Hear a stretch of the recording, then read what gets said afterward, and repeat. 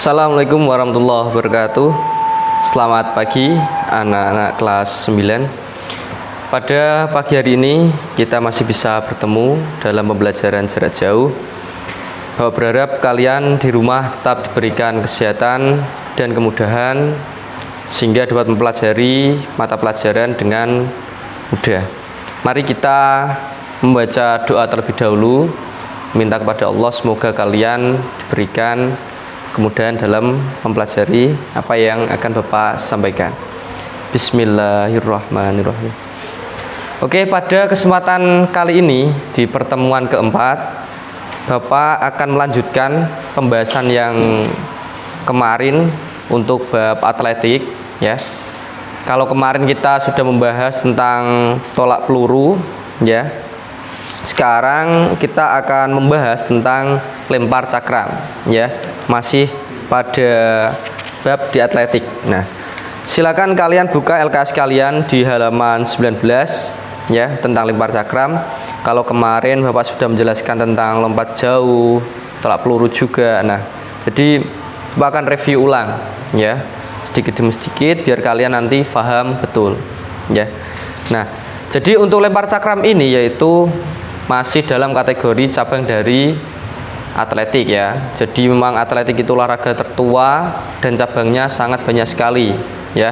Dan lempar cakram ini termasuk kategori di olahraga lempar ya. Kan ada lari, lempar juga tolak itu ya. Oke, yang pertama, lempar cakram yaitu salah satu nomor lempar dalam cabang olahraga atletik ya. Nah, jadi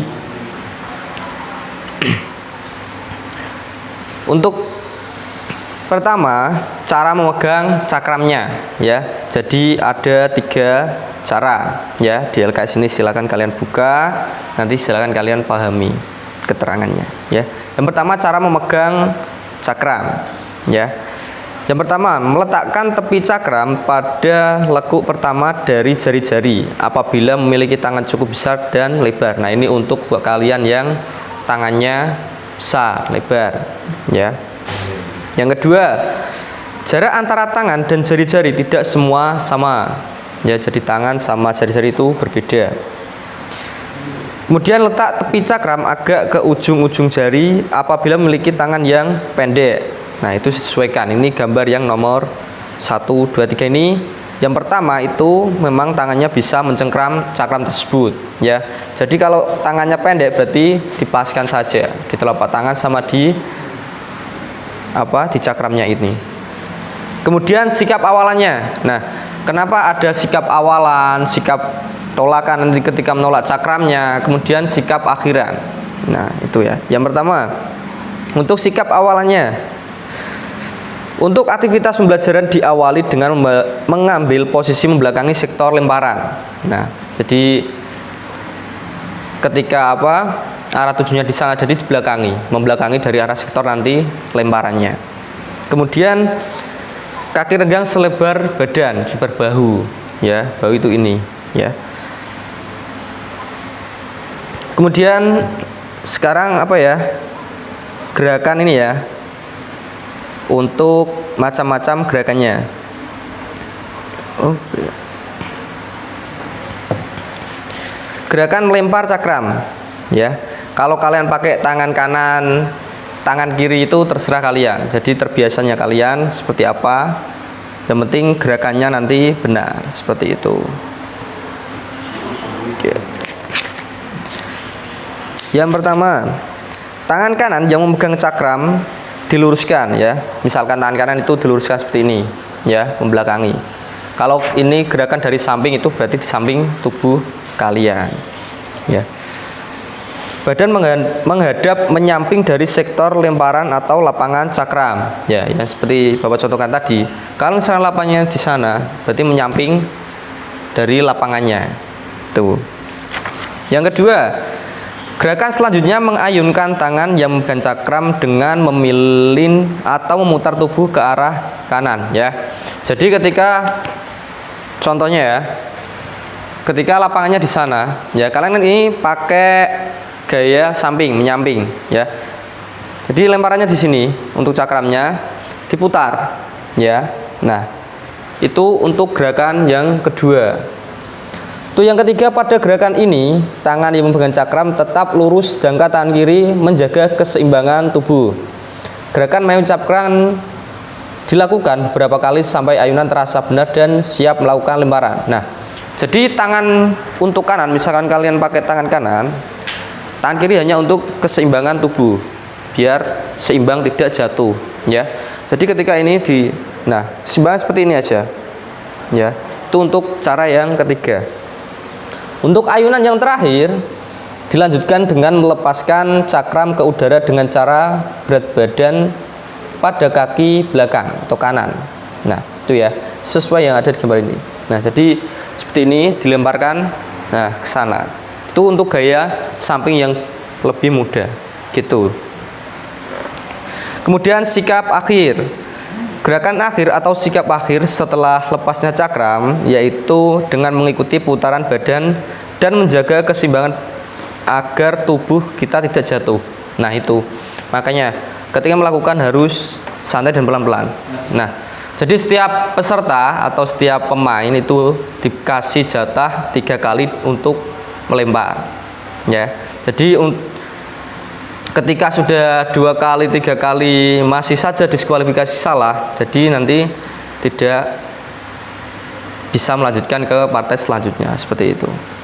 Ya. Nah, kalau aturannya sama seperti lompat jauh kemarin, ya, tidak boleh melewati garis yang di lapangan tersebut. Nah, itu ya. Oke. Kemudian hal-hal penting dalam lempar cakram. Nah, ini yang harus kalian pahami juga. Yang pertama, hal-hal yang harus dihindarkan dalam lempar cakram yaitu 1. Jatuh ke belakang pada awal putaran. Nah, ini jangan sampai, ya. B. Berputar di tempat. Nah, kalau kalian hanya berputar di tempat, nanti keseimbangan kalian tidak efisien. Yang ketiga, badan membungkuk ke depan. Nah, kalau badan membungkuk ke depan, terlalu ke depan, nanti juga hasilnya tidak bisa maksimal atau lemparannya tidak bisa jauh. Karena tujuan utama dari lempar cakram yaitu melempar cakram sejauh-jauhnya, ya. Jadi tolakan sejauh-jauhnya. Yang keempat, melompat tinggi ke udara. Nah, ini juga tidak boleh dilakukan. Kenapa? Karena ketika kaki kalian loncat atau menaik di udara, itu tidak akan menghasilkan lemparan yang kuat atau maksimal. Kemudian kaki terlalu tegang atau penempatannya kurang sempurna. Nah, ini kenapa harus rileks biar lemparannya itu bisa jauh. Membawa berat badan pada kaki depan dan membiarkan jatuh. Nah, itu. Jadi membawa aluran dari kaki itu juga tidak boleh. Karena kalau kalian jatuh melewati garis itu nanti juga diskualifikasi. Nah, jadi harus seimbang, ditata dengan baik. Kemudian selanjutnya melakukan lemparan terlalu dini. Nah, itu juga tidak disarankan. Karena kalau terburu-buru, jadi awalan belum maksimal, jadi belum kuat, belum tenang, itu juga akan mempengaruhi dari lemparan kalian. Nah, kemudian ketika kita sudah mengetahui hal-hal penting yang harus dihindari ketika melempar, sekarang kita harus belajar apa yang harus dilakukan, yang harus diutamakan, diprioritaskan, ya. Yang pertama, melakukan putaran dengan sempurna dan lakukan putaran yang besar antara badan bagian bawah dan atas. Nah, jadi perputaran dilakukan dengan maksimal, ya, fokus. Yang kedua, doronglah cakram melewati lingkaran. Nah, ini. Nah, karena ini ya, ini ada gambar lapangannya sendiri di LKS. Nah, jadi di lingkaran ini harus kalian maksimalkan di situ sebelum kalian melakukan lemparan. Ya. Capai jarak yang cukup pada saat melayang melintasi lingkaran. Nah, diatur sendiri sesuai tubuh kalian. Kemudian mendaratlah pada jari-jari kanan dan putarlah secara progresif. Mendaratlah dengan kaki kanan di titik lingkaran dan kaki kiri sedikit ke kiri dari garis lemparan. Nah, itu disesuaikan dengan kalian sendiri. Ketika sudah melakukan awalan, sudah melakukan tarikan dan sebagainya, itu nanti akan mengalir dengan sendirinya. Oke. Kemudian alat dan sektor lapangan ya. Yang pertama ini ya. Untuk keterangan garisnya ini kalau di LKS jika dibuka, untuk garis tengah lapangannya yaitu 2,5 meter. Untuk perpanjangan garis tengah yaitu 0,75 meter. Sudut lempar 40 derajat. Garis batas lemparnya itu 5 cm ya. Itu untuk alat dan itu ya. Sedangkan untuk alat-alatnya, untuk beratnya ya, untuk putri itu minimal 1 kilo ya. Untuk putra yaitu berukuran 2 kilo. Jadi beda, putra 2 kilo, untuk putri 1 kilo ya. Jadi untuk materi lempar cakram pada pertemuan keempat saya cukupkan.